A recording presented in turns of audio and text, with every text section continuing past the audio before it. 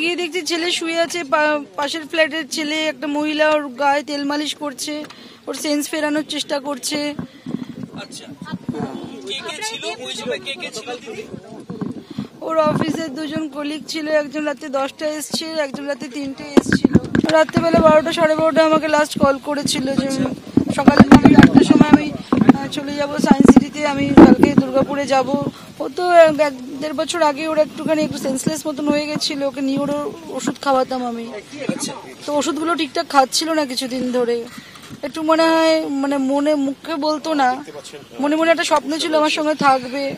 তো আমি বললাম যে দাঁড়া, তোকে আমি নিয়ে আসবো খুব শিগগিরই। বলছে কি তোমার তো ঘর করবে, তারপর আমি বলছি না না, তার আগেই তো ঘর করতে তুই আসবি, তারপরেই ঘর করবো।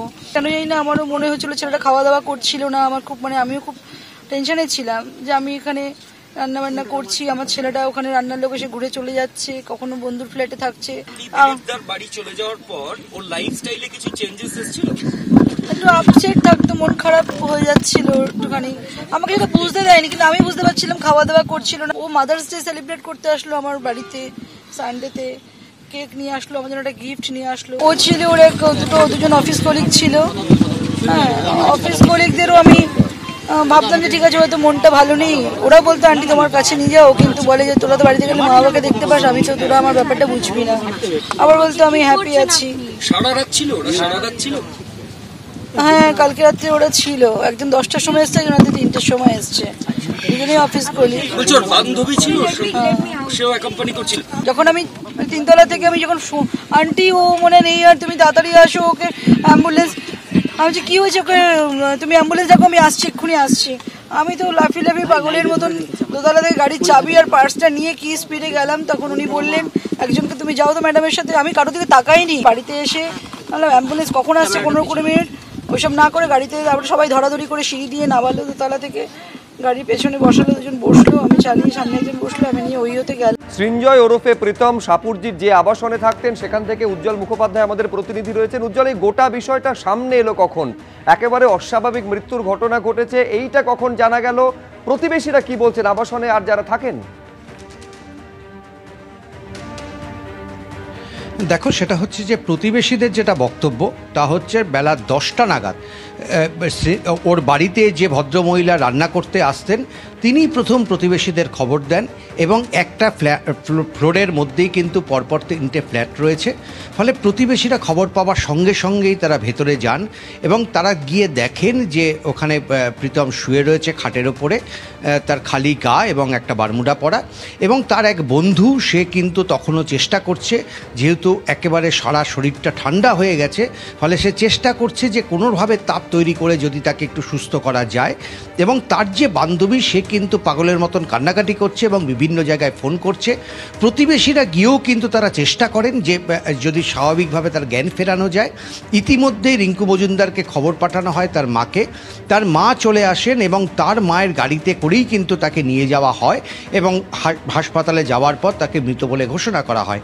এখানকার যারা প্রতিবেশী রয়েছেন তারা কিন্তু প্রত্যেকেই একথা এক বাক্যে বলেছেন যে এই প্রীতম সম্পর্কে তাদের কিন্তু কোনো অভিযোগ নেই, বরঞ্চ হাসি খুশি একটি ছেলে, তিনি প্রায় সবার সাথেই মিশতেন, কিন্তু দীর্ঘ সময় যেহেতু তাকে অফিসে কাটাতে হতো তাই সাধারণত বেশি রাতের দিকে তিনি বাড়িতে আসতেন এবং বাড়িতে তার বন্ধুরা কিন্তু নিয়মিতভাবেই আসতেন। তার একটা বন্ধু পরিজন ছিল এবং স্থানীয় যারা বাসিন্দা, তার যারা প্রতিবেশী একেবারে নেক্সট ডোর নেইবার যারা, তারাও কিন্তু একই কথা বলেছেন যে প্রীতমের সাথে তাদের হয়তো খুব কম কথা হতো, কিন্তু এই বান্ধবী তার বাড়িতে মাঝে মধ্যেই আসতেন এবং খাওয়া দাওয়ার ব্যাপারে তিনি কিন্তু সাহায্য করতেন। ফলে সব মিলে দেখো, আজ থেকে প্রায় 2 মাস আগে আমরা যখন এই বাড়িতে এসেছিলাম সেই সময় ছিল একটা খুশির হাট, কারণ রিঙ্কু মজুমদার তিনি যাচ্ছিলেন বিয়ে করতে, ঠিক এরকম সময়। আর আজকে হচ্ছে গোটা বাড়ির সামনে একরাশ অন্ধকার। আমরা কিছুক্ষণ আগেও তার বাড়ির সামনে পর্যন্ত ছিলাম এবং আরেকটা যেটা গুরুত্বপূর্ণ, আমরা কিন্তু দেখেছি যে এখানে প্রচুর পরিমাণে পুলিশ সকাল থেকে মোতায়েন ছিল, পুলিশের আধিকারিকরাও ছিলেন, কিন্তু ময়না রিপোর্ট আসার পর, ময়নাতদন্তের রিপোর্ট আসার পর পুলিশ কিন্তু এখান থেকে কার্যত সরে যায় এবং আমরা জিজ্ঞেস করেছিলাম যে কোনো ফরেন্সিক টিম বা কেউ আসবে কিনা। তারা কিন্তু জানিয়েছেন যে এখনও পর্যন্ত তাদের কাছে কোনো খবর নেই এবং এখানকার যারা বাসিন্দা রয়েছেন তারা সবাই মনে করছেন যে অত্যন্ত দুর্ভাগ্যজনক একটি মৃত্যু। মাত্র 25-26 বছরের একজন যুবককে যে এইভাবে চলে যেতে হবে এটা কিন্তু অনেকেই মেনে নিতে পারছেন না। অনেকে মেনে নিতে পারেননি, অনেকে কল্পনাও করতে পারেননি এভাবে হঠাৎ করে একজন সত্যি 26 বছরের তরতাজা তরুণের এরকম মৃত্যু কেউ মেনেও নিতে পারছেন না। আমি এইখানে আপনাদের সামনে রাখতে চাইবো প্রীতমের বাবা, তিনি কি বলছেন। শোক বিহ্বল তার বাবা। কবে কথা হয়েছে শেষ? কালকে কথা বলেছিল? না 10 ডেজ নার্ভের কোনো সমস্যার ওষুধ খেত? ওষুধ খেত, হ্যাঁ, কিন্তু মানে এই শারীরিক সমস্যাটা কি হঠাৎ করে, মানে কোনো শারীরিক সমস্যা বলতে পারছি না। আমার সাথে তো মানে ও থাকতো কলকাতা, আমি থাকতাম হালিশহর। আচ্ছা, বাট বলেছিল বিফোর মানে আফটার 15 ডেজ আমি যাবো বাবা। হ্যাঁ, তারপরে হঠাৎ করে খবর পেলাম আর এখন পোস্টমর্টমের পরে জানতে পারবো। কোনো মানসিক অবসাদে কি ভুগছিল একা থাকার কারণে? এরকমও কিছু বলেনি, আমাকে বলেছিল তোমার ওখানে যাবে। আনুমানিক একটা সময় পাওয়া যাচ্ছে যে 10:30 নাগাদ, যখন তার একেবারে সৃঞ্জয়ের বাড়িতে রান্নার যিনি কাজ করেন তিনি প্রথম বিষয়টা দেখতে পান এবং তারপর রিঙ্কু মজুমদারকে খবর দেন। তারপর রিঙ্কু মজুমদার দ্রুত এই বাড়িতে আসেন। এখান থেকে নিয়ে যাওয়া হয় ওহাইও হাসপাতালে, কাছে যে হাসপাতাল রয়েছে, মোটামুটি 10:50 নাগাদ। ঠিক কীরকম অবস্থায় নিয়ে আসা হয়, সেই সময় কীরকম তার শারীরিক পরিস্থিতি ছিল, চিকিৎসকেরা কি বলছেন, পুরোটা তুলে ধরেছেন আমাদের প্রতিনিধি আবির দত্ত। রাখবো আপনাদের জন্য। দিলীপ ঘোষের স্ত্রী রিঙ্কু মজুমদারের আগের পক্ষের পুত্রের অস্বাভাবিক মৃত্যু। ইতিমধ্যে পুলিশের তরফ থেকে তদন্ত চালানো হচ্ছে। যে হাসপাতালে প্রথম নিয়ে আসা হয়েছিল সেই হাসপাতালের নিরাপত্তারক্ষীরাও রয়েছেন এবং তারা স্পষ্টত যেটা জানাচ্ছেন যে ঠিক এখানে একটি প্রাইভেট কারে নিয়ে আসা হয়েছিল এবং তারপর এখান থেকে চলে যায়। কটার সময় নিয়ে আসা হয়েছিল? 50। আচ্ছা, কাকে নিয়ে আসা হয়েছিল? ওই সৃঞ্জয় মজুমদার? দেখতে পাইনি, এমনি পেশেন্ট গেছে সেইটাই কজন ছিল সেখানে মোটামুটি বলতে পারবো না। হাসপাতাল থেকে কি মৃত বলে ঘোষণা করে দিয়েছিল? হ্যাঁ, যখন মৃত বলে ঘোষণা করেছে তারপরে অ্যাম্বুলেন্স এসে নিয়ে গেছে। কটার সময়?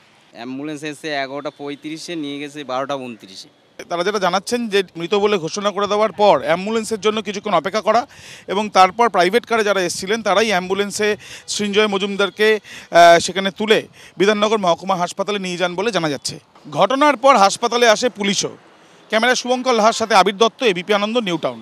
কালকে সঙ্গে প্ল্যান ছিল আমার সঙ্গে, আমার বাড়ি চলে আসবে রাত্রেবেলা না, তারপরে ও থাকবে, তারপর ওকে নিয়ে আমরা একসঙ্গে দুর্গাপুর ঘুরতে যাবো। তা রাত্রে ওর রীতিমতো 9টা 9:30 অব্দি ওয়েট করেছিলাম, তো ও আসেনি।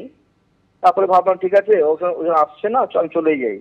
তারপর রাত্রে আমার ফোন করলো 10:30 11টা অব্দি কথা হয়েছে ওর সঙ্গে। দাদু আমি ঘুমিয়ে পড়েছিলাম, অফিস থেকে এসে টায়ার্ড হয়েছিলাম, ঘুমিয়ে পড়েছিলাম, আমি যেতে পারলাম না, তুমি এক কাজ করো, কালকে সকালে আমি 8টার সময় দাঁড়াবো ওই সায়েন্স সিটি ওখানে, তুমি আমাকে পিক আপ করে নিয়ে যাও, তাহলে তোমার সাথে চলে যাবো। আমার কোনো ব্যাপার না, তুই সকালে ডাইরেক্ট আমার বাড়ি চলে আয়, অথবা তুই যদি মনে করিস ওইখানে দাঁড়াবি তাহলে তোকে আমি সায়েন্স সিটি ওখান থেকে পিক আপ করে নিয়ে তখন চলে যাবো দুর্গাপুর। তারপরে সকালে আমি অনেকবার ফোন করলাম, তো ফোনটা আমি ভয়েস মেসেজ চলে যাচ্ছিল বারবার। তারপরে কি করব, তারপরে ভাবলাম হয়তো ঘুমাচ্ছে এখনো, তারপরে আমরা বেরিয়ে গেছি, চলে এসেছি।